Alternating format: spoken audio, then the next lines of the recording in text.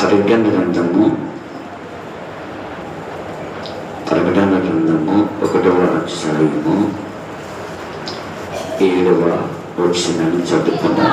ఇదిగో ఆయన మేఘారుడై వస్తున్నాడు, ప్రతి నేత్రము ఆయనను చూచును, ఆయనను పొడిచిన వారందరూ చూసుకుడు, భూజనులు ఆయనను చూసి రొమ్ము కొట్టుకునేదురు. దేవునికి మహిమ కలుగునుగాక. చిన్న ప్రార్థన. పరిశుద్ధుడు తండ్రి, తర సంబంధమైన ఈ వాక్య ధ్యానంలో మేము ఉంటుండగా ఆత్మస్వరూపైన దేవుడిగా నన్ను మరుగుపరిచి మీరు మాట్లాడమని, మీరు మాట్లాడుతున్నప్పుడు మేమందరం శ్రద్ధ కలిగి ఆ మాటలు వినగల మనస్సును గ్రహించాల ఆత్మను మాకు అనుగ్రహించి మహిమ పొందమని యేసు నామం బట్టి అడుగుతూ ఉన్నాము తండ్రి. ఈరోజు మనం చదువుకున్న ఈ ప్రకటన గ్రంథము రాసిన వాడు భక్తుడైన అపోస్తుడు యోహాను గారు. యోహాను అనగా బైబిల్లో మనకి 5 యోహాను కనపడతారు.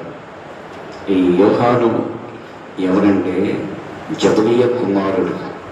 జబదయ్య సలోమి యొక్క కుమారుడు ఈ యోహాను. ప్రియులారా, యేసు ప్రభుకి ఉన్న 12 మంది శిష్యులలో చాలా ప్రాముఖ్యమైన వాడు ఈ యోహాను.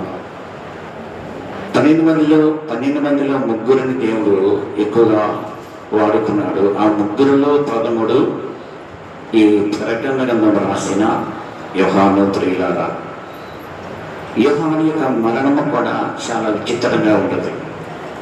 ఇతను ఎలా సంపద అర్థం కాక తీసుకువెళ్ళి పద్మాసు దీపంలో ఒంటరిగా వదిలివేశారు. ఒంటరిగా వదిలివేసినప్పుడు ఏకాంత ప్రార్థనలో దేవుడికి ప్రార్థన చేస్తున్నప్పుడు దేవుడి యొక్క ప్రత్యక్షత, పరలోక మర్మములు, పరలోక దర్శనాన్ని భక్తుడైన ఈ యోహాను పొందుకుంటూ మనం చూస్తున్నాం. ప్రియులారా,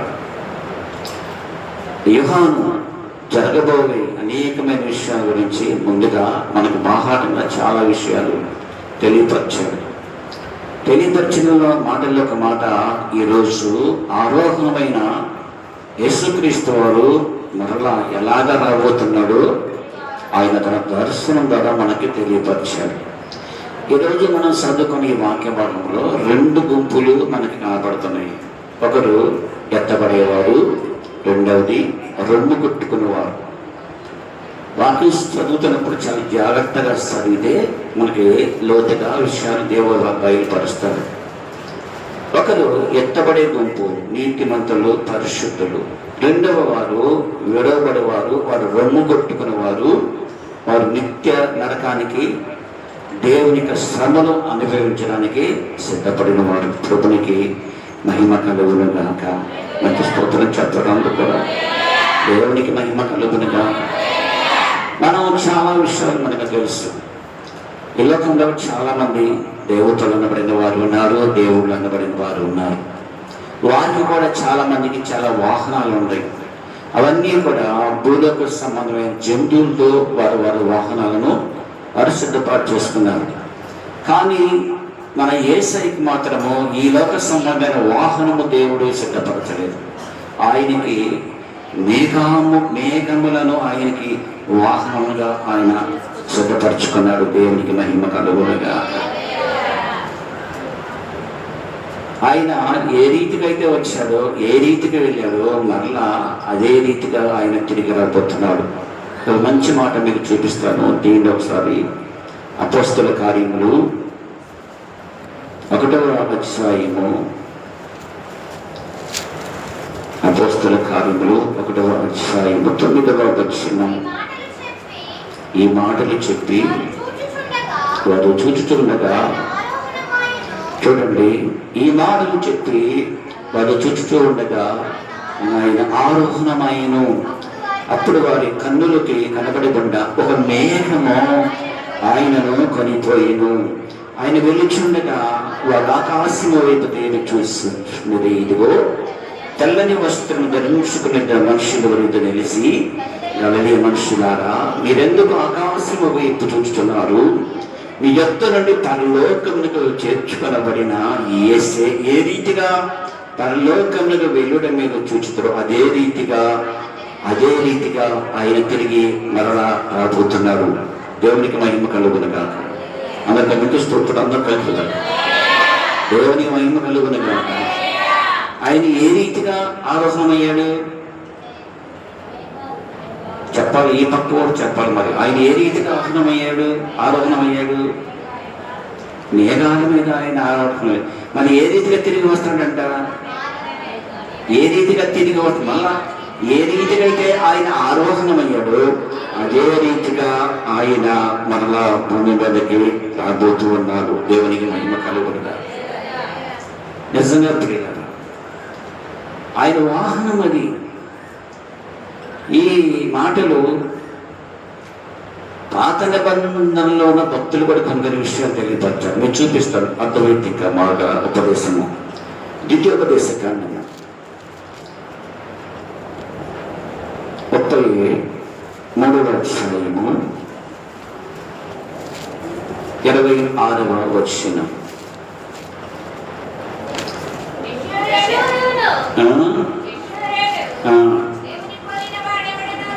ఎప్పుడేమీ లేడు.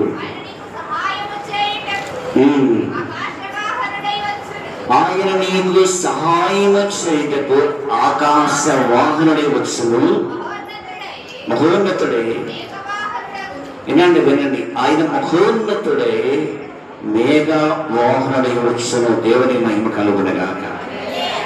ఆయన ఏ రీతిగా ఆరోహణమయ్యాడు? మేఘముల మీద ఆరోహణమయ్యాడు. అదే దేవుడు మరలా తిరిగి మేఘముల మీద రాబోతున్నాడు. కాదు, ఆయన బిడ్డలైన వారికి ఆయన సహాయం చేయటకు ఆయన మేఘారులను వాహనముగా చూసుకొని వచ్చుచున్నాడు. ద్వితీయోపదేశ కన్నా పాత నిబంధన కాలం నుంచి రాయబడిన మాట ప్రియులారా. మరొక మాట మీరు చూపిస్తున్నాం చూడండి, మంచి మాట. దానియేలు గ్రంథాన్ని తీయండి ఒకసారి. దానియేలు గ్రంథము 7వ అధ్యాయం 13వ వచనం.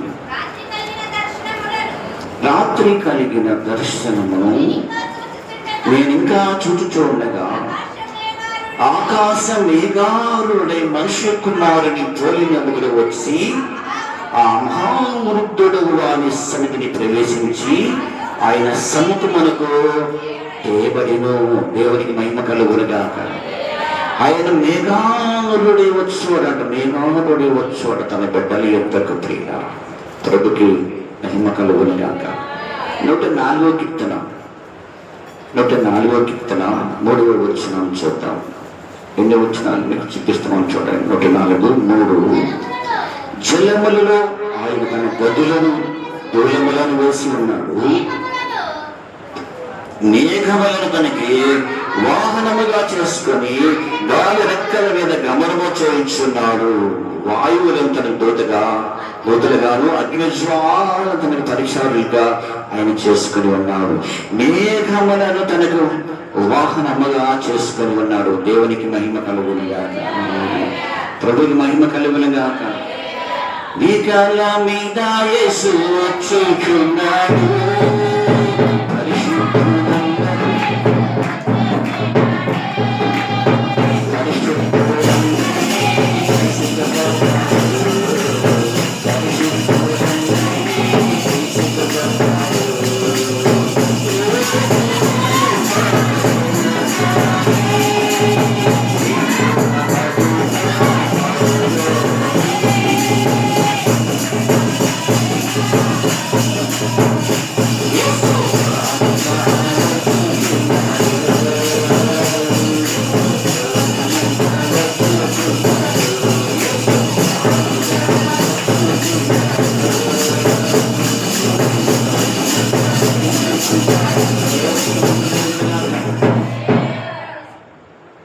ఆయన తన ప్రజలకు సహాయం చేయుటకు ఆయన మేఘారుడే వస్తున్నాడు. ఆయన ఆరోహణము మేఘముల మీద ఎత్తబడ్డాడు. ఆయన మరలా మేఘముల మీద ఆయన రాబోతున్న. దేవునికి మహిమ కలుగునుగాక. ఎందుకు ఆరోహణమైన రక్షకుడైన యేసుక్రీస్తు వారు మరలా తిరిగి రాబోతున్నారు మేఘం మీద. చెప్పాలి, ఆయన ఎవరి కోసం రాబోతున్నాడు? ఆయన మేఘాల మీద ఆయన ఎవరి కోసం రాబోతున్నాడు? మేఘాల మీద. రోజు చెప్పాలి, ఎవరి కోసం అండి? పరిశుద్ధులైన నీతిమంతులైన రక్షణ అనుభవంలో వారి కొరకు దేవుడు మరలా ఆయన మేఘాలుడే రాబోతున్నారు. ప్రభువునికి మహిమ కలుగునుగాక, దేవునికి మహిమ కలుగునుగాక. ఇదివరకు మనం పాట పాడుకున్నాము, అక్కడనే రైలు బండి వస్తున్నది పాట. అంటే చాలా మందికి కొంచెం ఎడ్యుకేషన్ తక్కువ వాళ్ళంటారు, దేవుడు మళ్ళీ రైలు బండ్లు తీసుకెళ్తాడేమో అనుకుంటారు చాలా మంది. కాదు, ఆయన దేవుని బిడ్డలైన మనల్ని ఆయన ఏ వాహనం మీద వచ్చాడో అదే వాహనం మీద దేవుడు మనల్ని తీసుకొని వెళ్ళేవాడిగా ఉన్నారు. దేవునికి మహిమ కలుగునుగాక. ఎందుకు? సదాకాలము మనము ఆయనతో కూడా మనము నివాసం చేయటానికి. ఆయన చెప్తారు పెట్టారు. ఎంతమందికి ఆశ ఉంది ఆయనతో పాటు నివాసం చేయాలంటే? అందరూ చెయ్యత్తారా? ఎత్తుతారా? మాకొద్దు, మేము ఎక్కడే ఉంటారా? కాదు, ఆయనతో మనము సదాకాలం మనిషి వారి మీద ఉందము కాక. ఆయన ఎందుకు రాబోతున్నాడంటే మనం ఒక మాట చెప్పుకోవాలి, ఆయన నా కోసమే ఆయన ఈ లోకంలోనికి రాబోతున్నాడు. చెబుతారన్నమాట. ఎందుకు రాబోతున్నాడు, ఎందుకు వస్తున్నాడు ఆయన? ఒకటి దశలోనికి పత్రిక, దశలోనికి మొదటి పత్రిక 4వ అధ్యాయము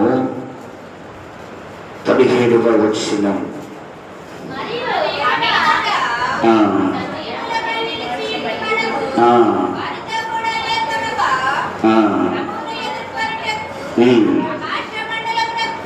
ఆకాశ మండలమునకు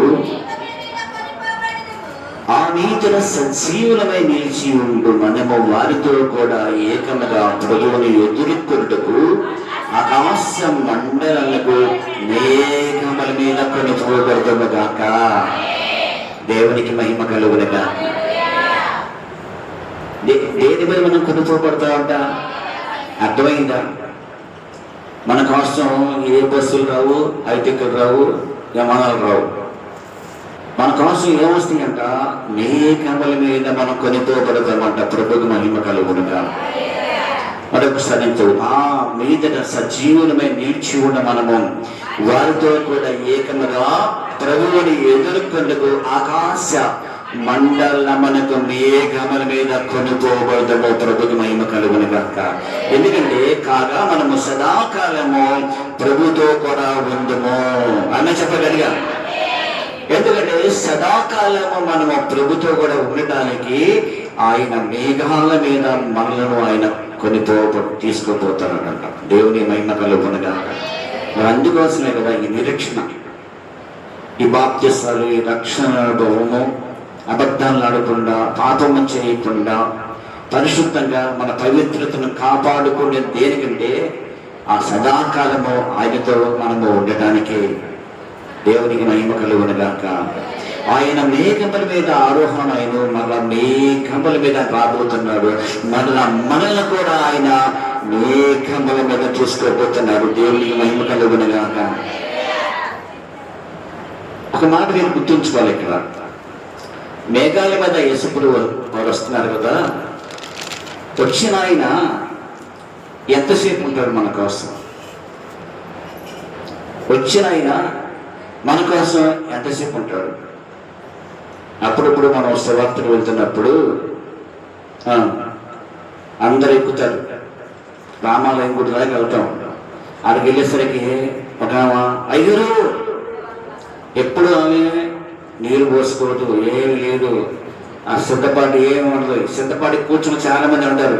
అయ్యగారు నేను వస్తున్నాను, ఆగండి అయ్యగారు. నేనైతే ఆగా, తప్పదు. మళ్ళీ వెళ్తే మళ్ళీ చర్చికి రాదన్న భయంతో ఆగా. కానీ యేసుప్రభు గారు అలాగా ఉండదు. ఎట్లాంట? ఎలాగంట? ఎక్కడున్నా మాట? మాట చదవాలి మరి.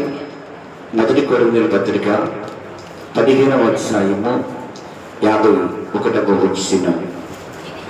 ఇదిగో నీ ఇది అమ్మా, ఇదిగో నీకొక మర్మము నేను తెలుపుచున్నాను, మనమందరము నిద్రించుదము గాని. అక్క ఎట్లంట అందరు చెప్పాలా? మన ఆటో కాదు ఇది, మన కోటం కాదు ఇది, మన చర్చి కాదు ఇక్కడ. ఏంటి ఎలా నిద్రించడం ఒక నిమిషంలో ఒక రెప్పపాటున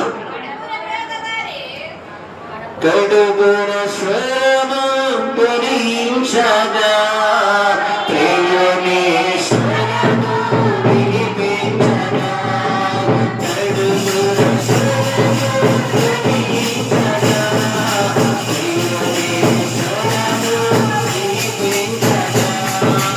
ప్రేమనే స్వరము వినిపించగా వడివడిగా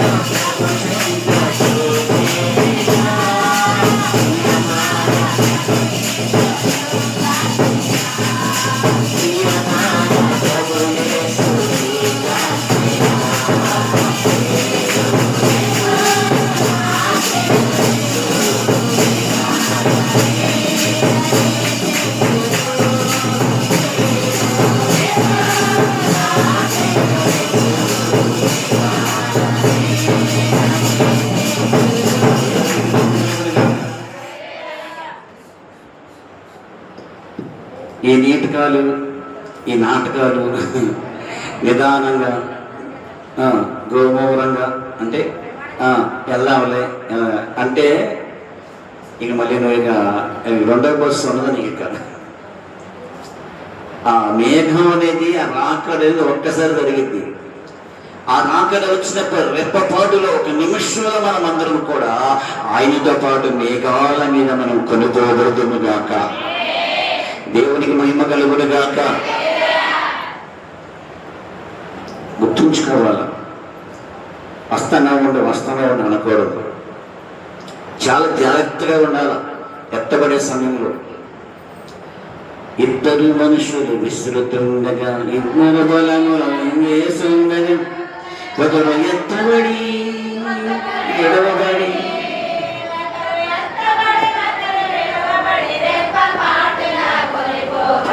దేవుడికి మహిమ కలుగును గాక.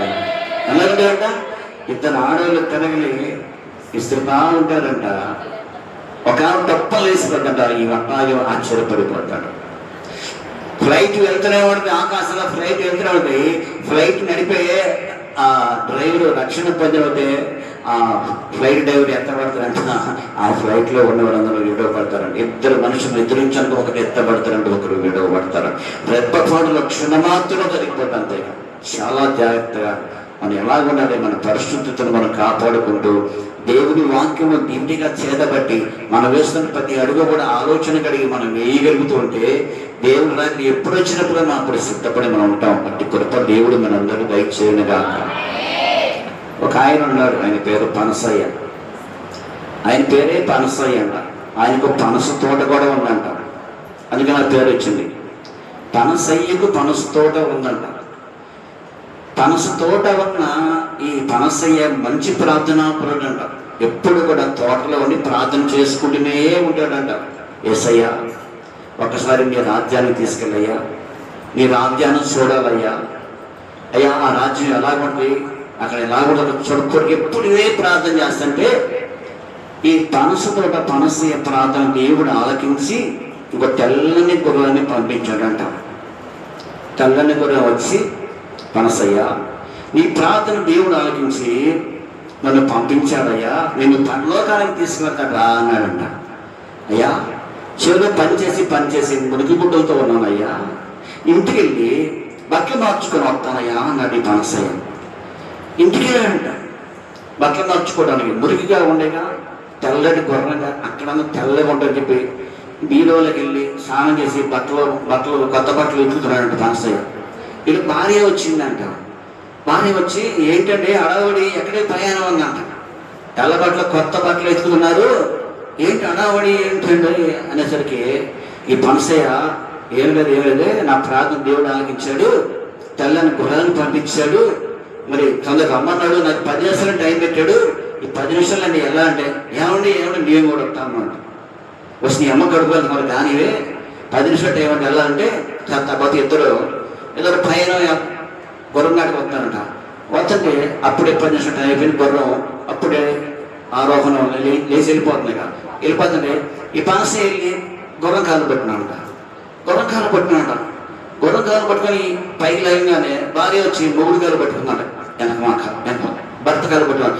ముగ్గురు యాభై ఊరుతున్నారు.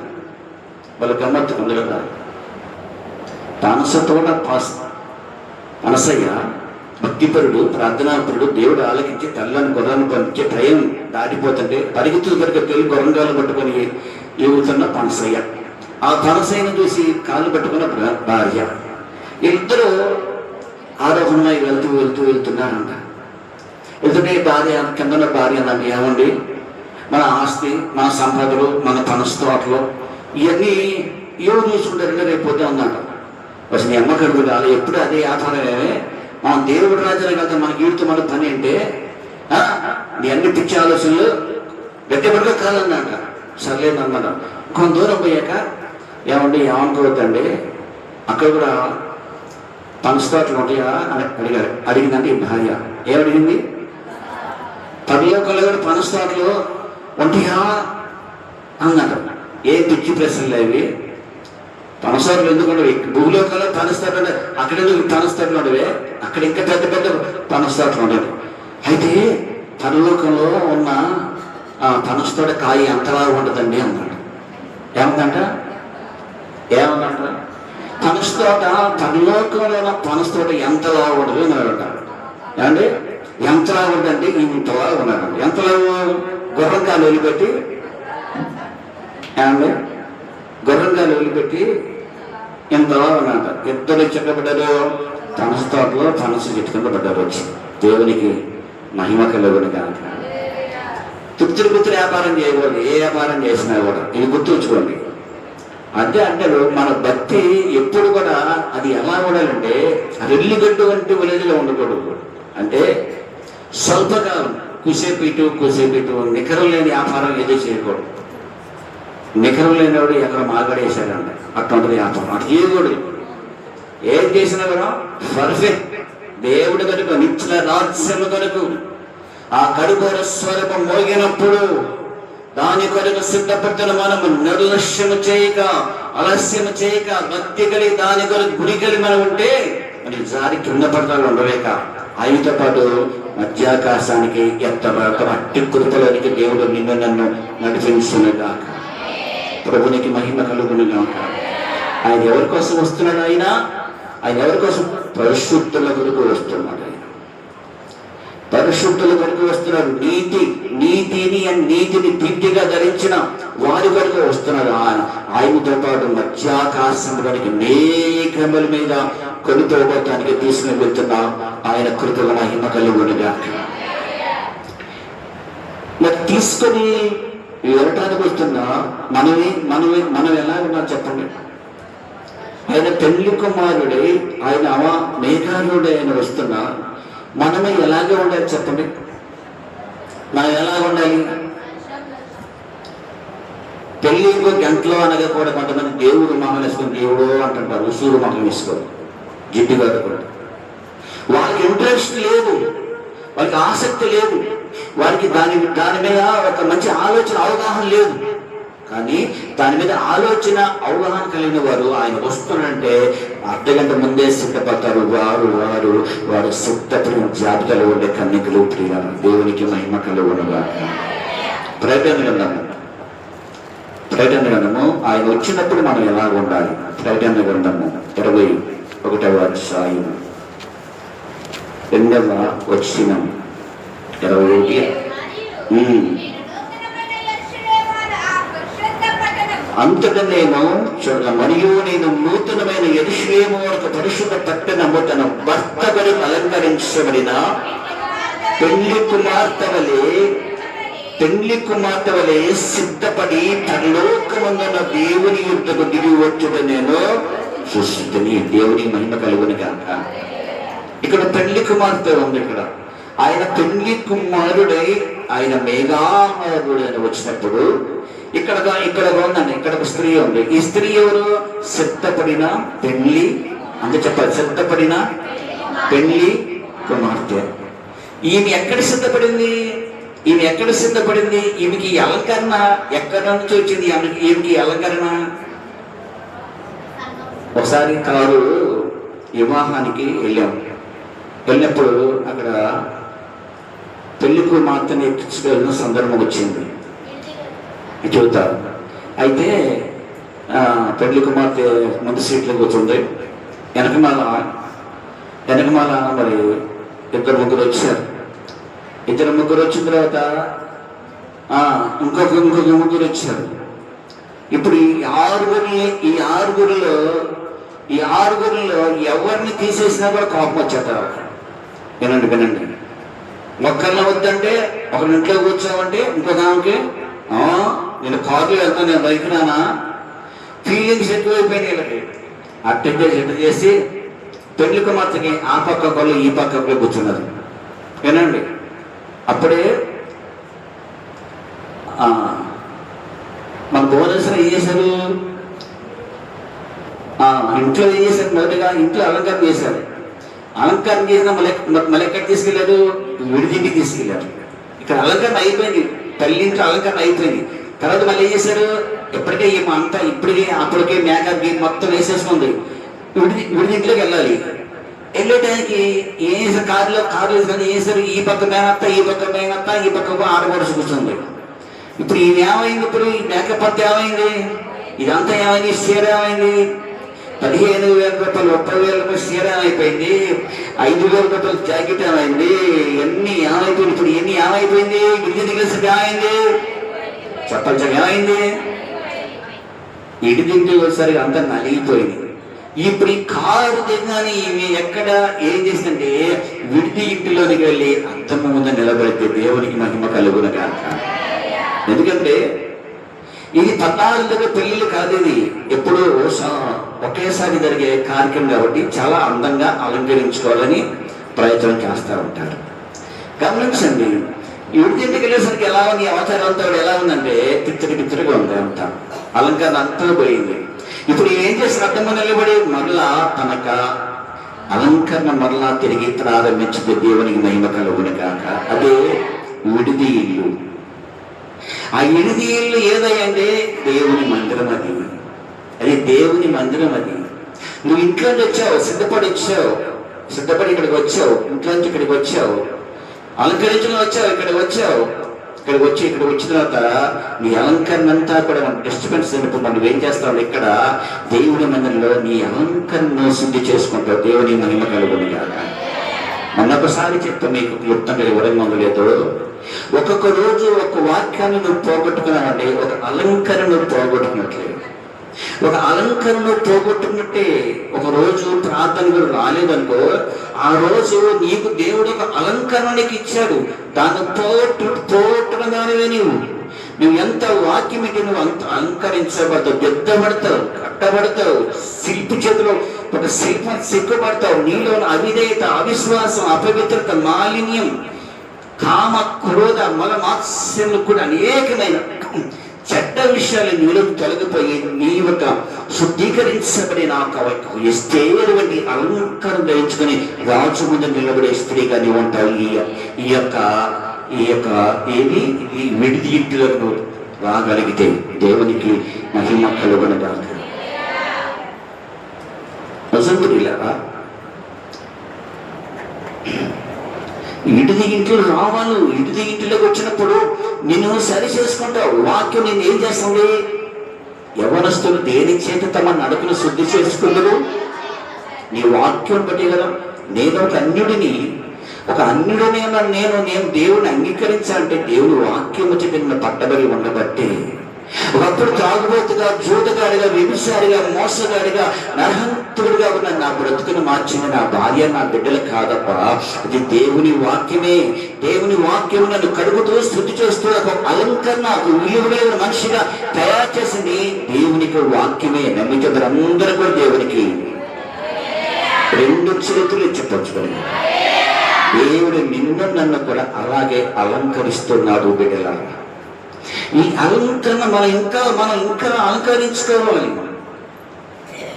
ఎండి బంగారము వంటి నగల చేత మనం అలంకరించబడడం కాదు, కానీ హెగ్గే వంటి అలంకరణ అంటే పరిశుద్ధాత్మ అలంకరణ చేత మనం అలంకరించబడినప్పుడు ఆ దేవునికి మనకు సౌందర్యవంతురాలుగా మనం కనపడాలి. ప్రభునికి మహిమ కలుగునుగాక, మహిమ కలుగునుగాక. అదే నేరగది అనుభవం, అది నేరగది అనుభవం, అది పరిశుద్ధాత్మ అభిషేకము. ఆది అపోస్తుల ఉపవాసం నుండి పరిశుద్ధాత్మకు కనిపెట్టబడినప్పుడు ఆది అపోస్తుల పరిశుద్ధపరచబడిన ఒక పరిశుద్ధాత్మ గది, నేరగది అనుభవం. ఈ అనుభవంలోనికి మనం రాగలిగితే సిద్ధపడిన కన్యకగా మనం అలంకరించబడతాము. దేవునికి మహిమ కలుగునుగాక. బుధవారం ప్రార్థన నాది కాదులే, శుక్రవారం ప్రార్థన నాది కాదులే, ఈ 15వ తేదీ ఉపవాస ప్రార్థన ఆన్లైన్ మాకు అసలు కానే కాదు, ఆన్లైన్ ప్రార్థన మాకు అసలు అనుకుని మీరు ఉంటారు. మీ ఇష్టం, అది మీ వ్యక్తిగత మీ అభిప్రాయం అది. కానీ మీరు ఒకరోజు దేవుని మందిరానికి రాకపోతే మీ కొరకు సిద్ధపాటు చేసిన దేవుని మాటను మీరు ఆ రోజు మీరు కోల్పోతారు. అది మీ జీవితానికి, మీ కుటుంబమునకు దేవుని కలిగి ఉంటుంది. యేసు నామమునకు మహిమ కలుగునుగాక. మంచి స్తోత్రం చెత్తది కదా. దేవునికి మహిమ కలుగునుగాక, దేవునికి మహిమ కలుగునుగాక. మరి సిద్ధపాటు లేకపోతే, దిద్దుబాటు లేకపోతే, నీ అలంకరణ లేకపోతే, ఎప్పుడైతే నీవు ఈ అనుభవానికి నువ్వు వస్తావో, అంటే ఈ విడిదిలో నువ్వు వస్తావో, దేవుని వాక్యము చేత నువ్వు కడగబడ ప్రారంభిస్తావు. అంటే నీలో ఉన్న మలినమంతా కూడా పోతుంది, నీలో ఉన్న ఒక నిజస్వరూపం బయటకు వస్తుంది. ప్రభునికి మహిమ కలుగునుగాక. అవునండి, ఎప్పుడైతే మనము మన తప్పులు మనం ఒప్పుకొని మన పశ్చాత్తాపడతామో అప్పుడు దేవుడు మనకి రక్షణ అనుభవంలోనికి నడిపిస్తాడు. దేవునికి మహిమ కలుగునుగాక.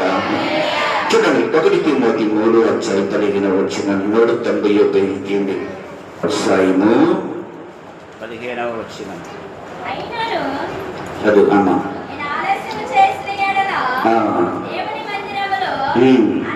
అనగా